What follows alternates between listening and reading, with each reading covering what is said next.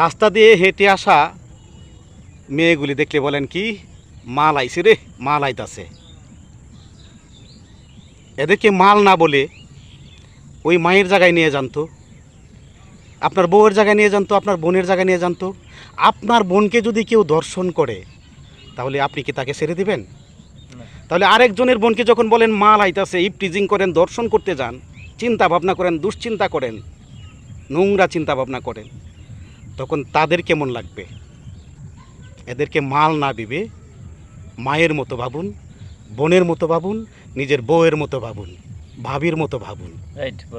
নারী হিসেবে তাদেরকে শ্রদ্ধার চোখে দেখুন।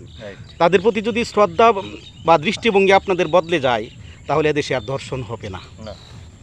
আমরা আমাদের দৃষ্টিভঙ্গি আসুন পাল্টাই, দেশটাই পাল্টে যাবে ইনশাল্লাহ। এদেশে প্রতিদিন আর দর্শনের চিত্র দেখতে হবে না। যদি ভুল বলে থাকি আমাকে সবাই ক্ষমা করে দেবেন।